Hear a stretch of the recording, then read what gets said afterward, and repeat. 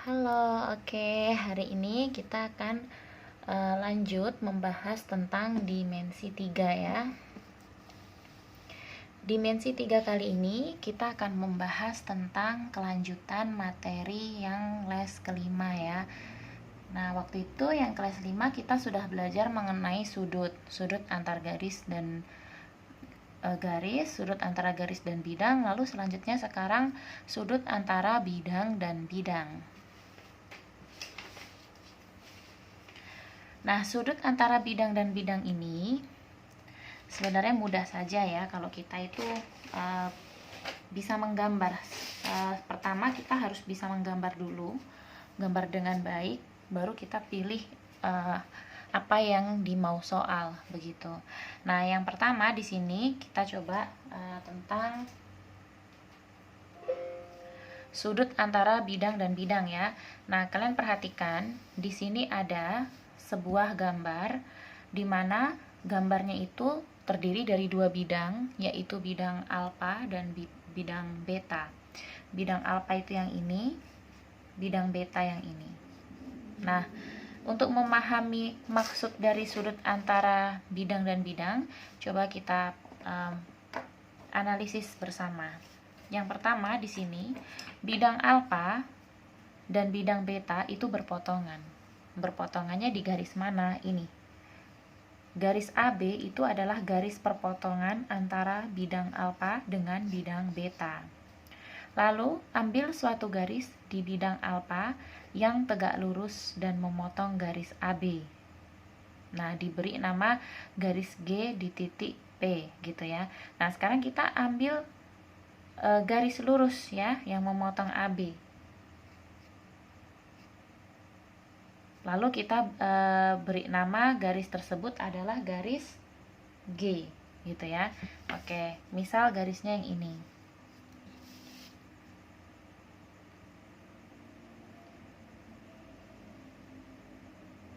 Nah, ini adalah garis G. Garis G dia memotong ya, memotong garis AB. Nih, memotong garis AB di titik P. Nah, garis G ini adalah garis yang terletak di bidang alfa, begitu.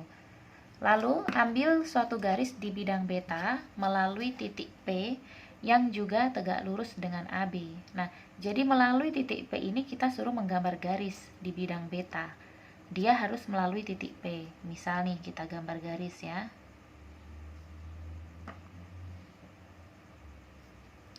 Mudah-mudahan lurus, tidak pakai penggaris. Nah, anggap lurus ya. Ini adalah garis F ya, garis F. Garis F ini dia memotong garis AB dan melewati titik P gitu ya. Nah, tegak lurus, garis F ini memotong garis AB tegak lurus. Berarti kalau tegak lurus di sini siku gitu ya. Nah, selanjutnya ambil suatu titik pada garis F dan G, misal titik O pada garis F dan titik Q pada garis G.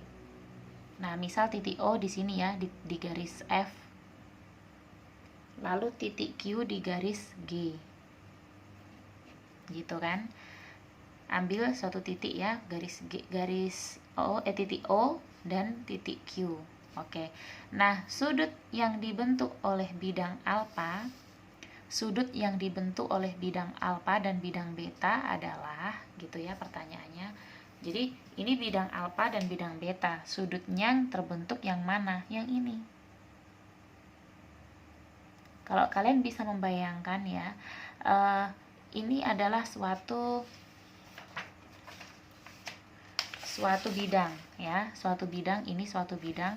Misal ya, bidangnya seperti ini.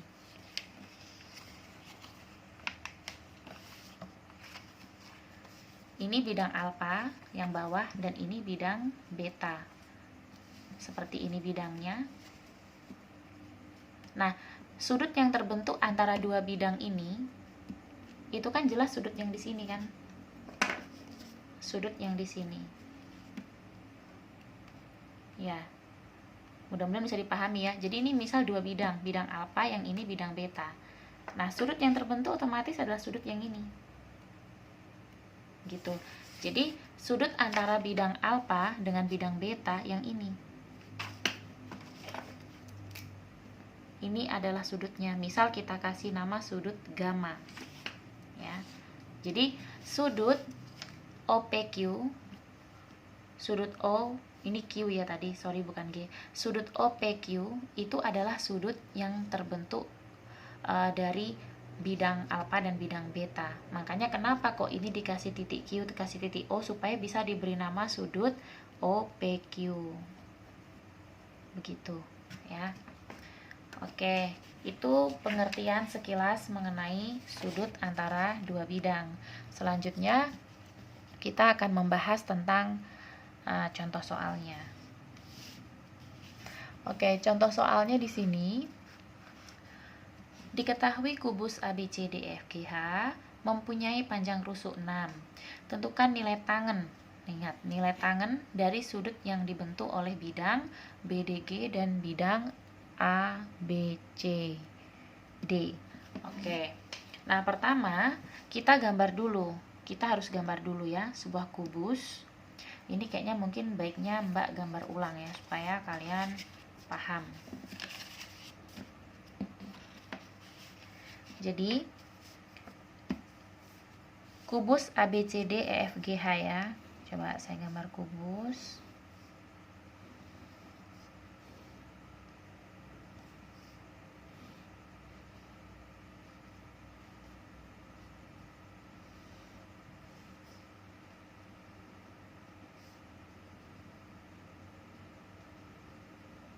Kubusnya namanya, menamakan kubus begitu ya, ABCD EFGH, ini namanya.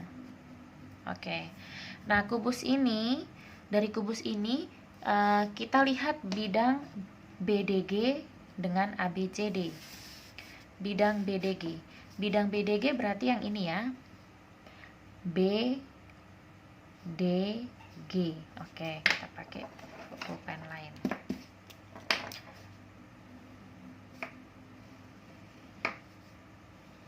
Oke, ini adalah bidang yang dimaksud, yaitu bidang BDG dan bidang ABCD. Nah, bidang ABCD itu sendiri itu ada di bagian bawah ya, ada di bagian bawah ini. ABCD nih. Nah, jadi sudut yang terbentuk antara bidang yang bawah ini, yang bentuknya begini kayak jajar ginjang, tapi sebenarnya bukan jajar ginjang, dia persegi, dengan segitiga ini, BDG. Sudut yang terbentuk yang mana? Kalau sudah seperti ini, jelas yang terbentuk sudutnya yang ini, yang di sini ya, nggak kelihatan. Kalau dari sini nggak kelihatan. Ini bagusnya ini pakai alat peraga. Tapi mau cari di mana alat peraganya segitiga ya? Jadi sudut yang dibentuk adalah seperti ini. Kita bikin garis bantuan. Garis bantuan ini tinggi segitiga dan di sini. Jadi sudut yang terbentuk adalah ini. Jadi sisi BDG ini dengan dengan ABCD itu, ini bidangnya dia tidur ya. Kalau yang ini bidangnya berdiri. Jadi hampir sama kayak tadi, yang tidur dengan yang berdiri begini. Nah, ini sudutnya itu yang ini, yang di dalam sini. Gitu. Kalau ini berarti sudutnya adalah antara bidang BDG dengan ABCD itu yang ini.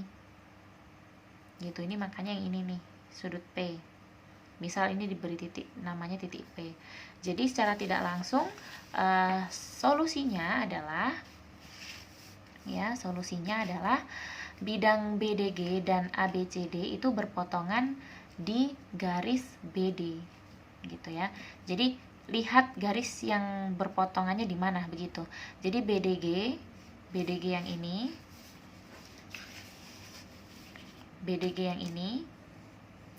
dengan ABCD itu berpotongan di mana? Berpotongan di garis berpotongan di garis BD ya, berpotongan di garis BD ini. Jadi titik potongnya ini. Jadi bidang BDG dengan ABCD itu berpotongan di garis ini, di garis BD, sehingga sudutnya pasti menempel di BD. Gitu triknya.